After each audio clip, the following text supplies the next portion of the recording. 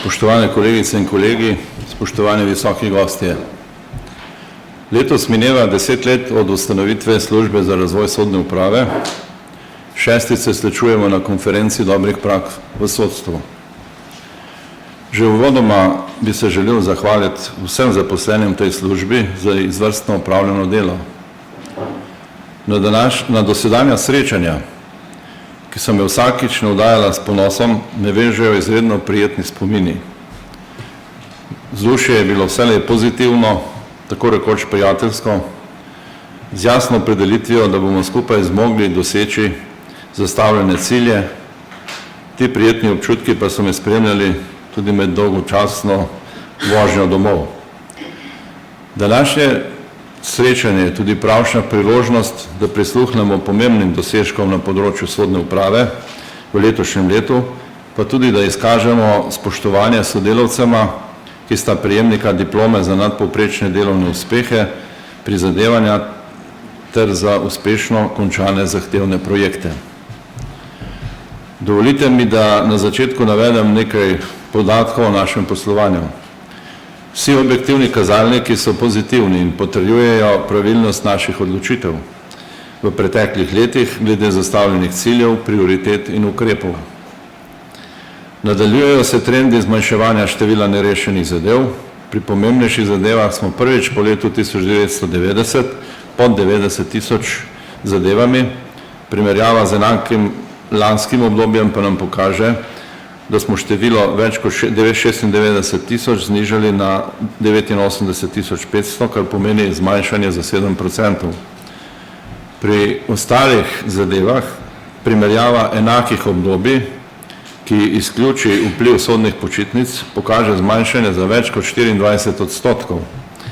Pričakovani časi reševanja zadev se skrajšujejo, uspešno zmanjšujemo tudi število najstarejših zadev. Nadaljevali smo z izvajanjem politike zmanjševanja števila sodnikov ob hkratnem zagotavljanju podpore sodnega osebja.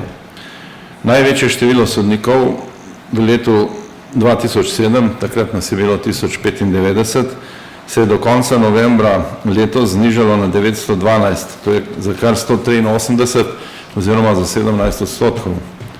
Samo v tem letu je število sodnikov v primerjavi s koncem lanskega leta nižje za 26, s čimer smo dosegli razmerje 44 sodnikov na 100 tisoč prebivalcev, do leta 2020 pa bo treba to število zmanjšati še za 42 sodnikov. Največ sodnega osebja je bilo zaposlenega leta 2011, 3617, od takrat pa se je zmanjšalo za 5%.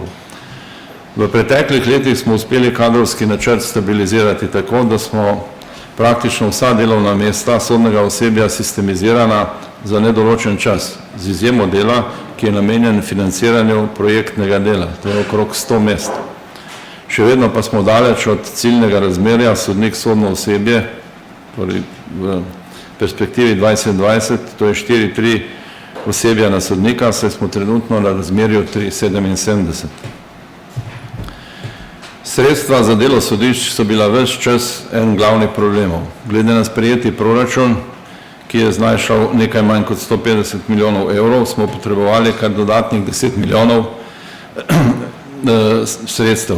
Ta sredstva smo pridobivali v obrokih med letom, kot vse kaže, pa nam bo uspelo leto zaključiti brez prenosa obveznosti v naslednje leto. Izven sodstva prevladuje prepričanje, da so doseženi rezultati samoumevni in da vanje sodnikom in sodnemu osebju ni bilo treba vlagati nobenih posebnih naporov. Pa ni tako. Vsi ti dosežki so sad premišljene in dolgoročne politike v sodstvu, ki nedvomno daje rezultate. Ne kaže pozabiti, da je tudi v našem sodnem sistemu pred 10 in več leti nismo bistveno odstopali od modela, za katerega nekateri teoretiki ugotavljajo, da je v njem prevladovala notranja perspektiva, za katero je bilo značilno relativna odsotnost zanimanja za izpolnjevanje potreb uporabnikov pravosodnega sistema, usmeritev v preteklost z jasno izraženo željo ohranjanja statusa quo in nasprotovanjem spremembam. Z izrazito razliko med samo podobo zaposlenih v sodstvu in dojemanjem javnosti, z visoko stopnjo formalizma, abstraktnega in neosebnega pristopa, ter splošno značilnim nezanimanjem za načrtovanje poteka sodnih postopkov. Razprava o zamudah pri sojenju pa se je osredotočala le na institucionalna vprašanja zaostankov, ne pa na pomanjkljivosti pri zagotavljanju pravnega varstva zainteresiranim strankam. Vse to pa se je v zadnjih 10 letih bistveno spremenilo. Večkrat sem poudaril, da je sodstvo živ, inovativen in vse bolj odprt sistem, po naravi stvari pa se v njem nujno zrcalijo tudi pojavi v družbi. V takšnem do kraja nepreglednem judikaliziranem okolju je težavno načrtovati konsistentne in s pogledom več let naprej zastavljene politike. V sodstvu smo se ob zavedanju, da moramo ravnati kot profesionalna organizacija za državljane in da je zato še posebej pomemben pogled z vidika strank in drugih udeležencev v postopku, uspeli toliko dvigniti nad pravno krajino, da smo znali definirati bistveno in se nismo izgubljali v nepomembnostih, ki po nepotrebnem zamegljujejo presojo in ovirajo izpolnjevanje zastavljenih ciljev. Pri tem smo znali ohraniti nujno odprtost za nova, tudi tuja znanja in izkušnje, hkrati pa izhajali tudi svoje lastne pravne tradicije, ki je, kot nekateri zmotno mislijo, ni mogoče kar odmisliti. Upoštevali pa smo tudi dobro delujoče rešitve, ki so se izkazale za učinkovite v praksi in dajale in tudi še dajejo dobre rezultate.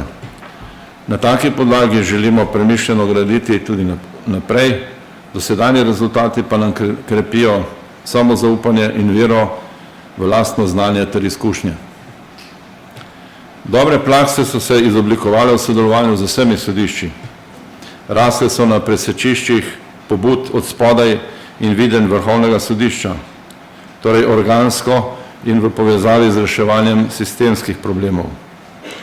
Nič novega ne bom povedal, saj gre za stalnico tudi v drugih sodnih sistemih, če izpostavim, da je bilo pri tem nujno upoštevati več izzivov. Medtem je občutljivo iskanje ravnotežja med sodniško avtonomijo in sodno upravo, pri čemer želimo doseči, da bodo sodišča sposobna ustvarjati tako strukturo upravljanja, ki bo vzpostavila razumno ravnovesje med sodniško avtonomijo in administrativno povezanostjo. Pomembno je zagotoviti tudi integracijo, ne pa zlitje kultur in perspektiv sodnikov in upravljavcev sodišč. Reševanje organizacijskih problemov je nujen pogoj za omogočanje kakovostnega sodnega odločanja in zahteva znanja na področjih, kot so upravljanje zadev, upravljanje informacij, upravljanje s človeškimi viri in varnost sodišč. Pri tem je treba upoštevati dejstvo, da so tako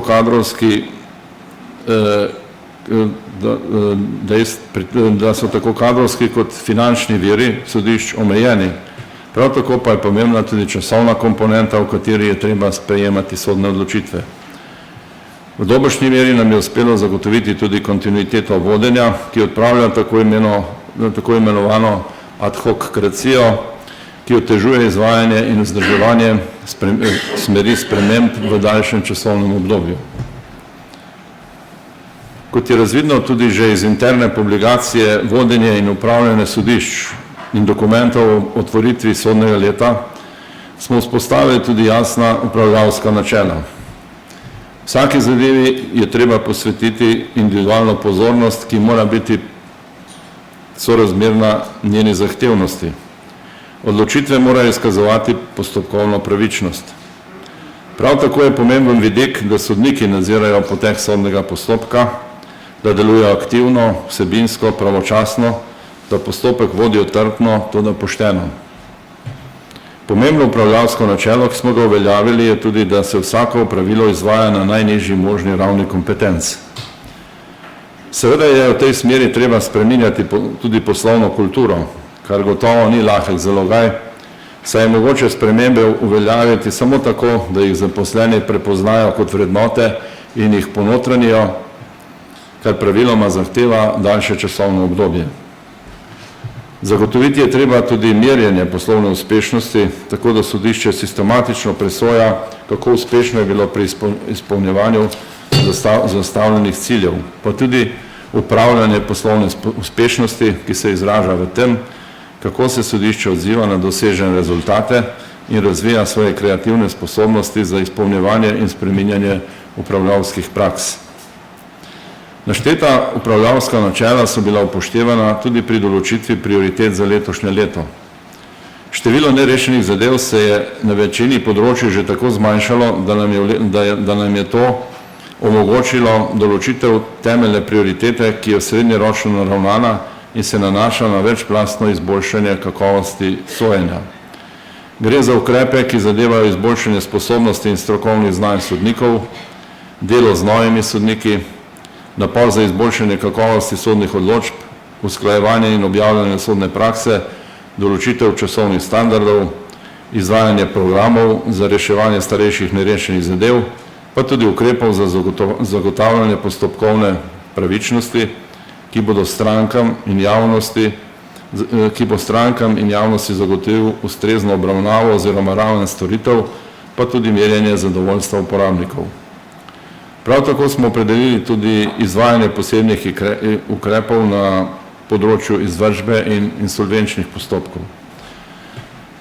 Zavedati pa se je treba, da uporaba informacijskih rešitev sama po sebi ne pomeni nujno tudi izboljšanja poslovanja sodišč. Šele premišljena kombinacija ukrepov na 4 ključnih področjih, organizacijskem, zakonskem, tehnološkem in poslovnem, praviloma prinaša rezultat in opazno izboljšanje delovanja na določenem področju, lahko pa se prelevi v dobro prakso, ki jo je vredno prepoznati in ustrezno presaditi ali prenesti v druga sodna okolja.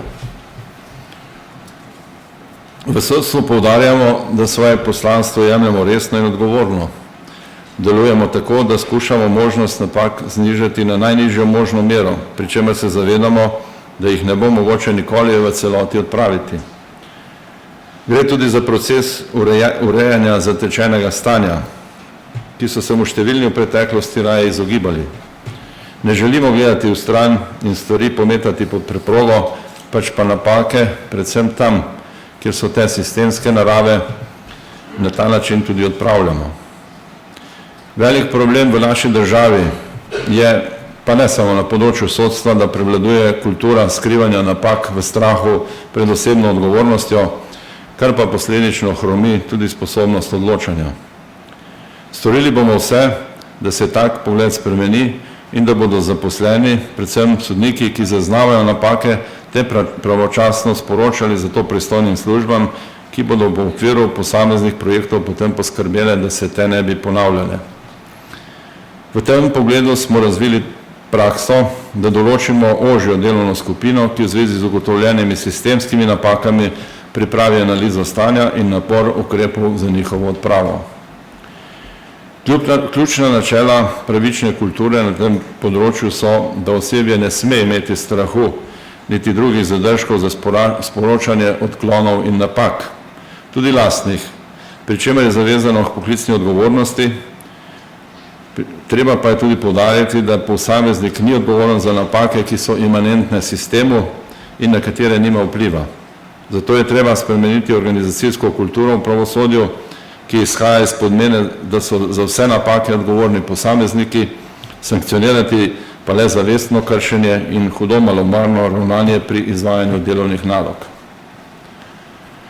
Pri izvajanju sprejetih nalog ima pomembno mesto tudi služba za razvoj sodne uprave, ki analizira obstoječe prakse sodne uprave in ugotavlja dobre prakse, svetuje sodiščem, spodbuja nove prakse in povezuje in usklajuje njihovo udejanjanje, ima pa tudi druge pomembne naloge. Ta služba je tista, ki v celoti koordinira vse postopke povezane z raziskavo zadovoljstva z delovanjem sodstva, ki jo v letu 2015 ponavljamo. Saj se zavedamo, da samo longitudinalne raziskave, ponovljene v določenih časovnih intervalih, omogočajo oceno uspešnosti različnih ukrepov in pristopov k sodišč k izboljšanju svojega delovanja.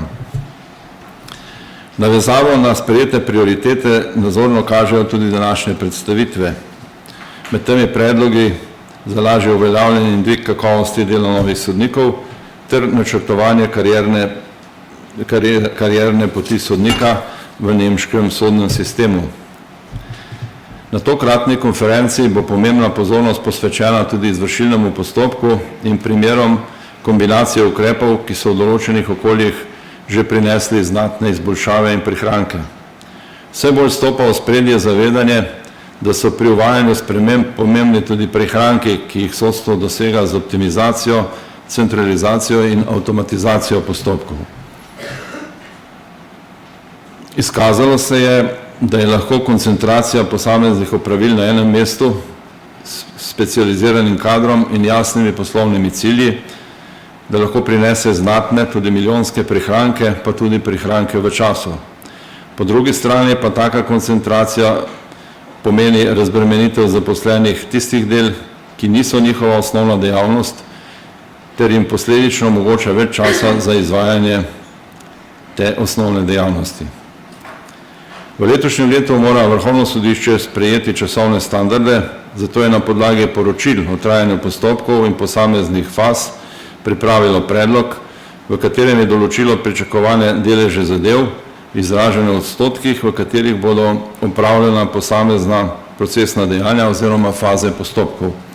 Na konferenciji bo govor tudi o povezavi z zunanjimi evidencami, ki jih sodišča uporabljajo pri svojem delu. Na tej točki bom zaključil.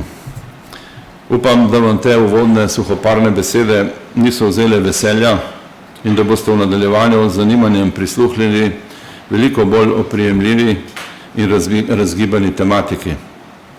Prepričan sem, da bomo tudi na tej izven vsakega dvoma plodni konferenci, tako kot v prejšnjih letih, skupaj preživeli en lep in vsebinsko izpolnjen dan. Hvala lepa.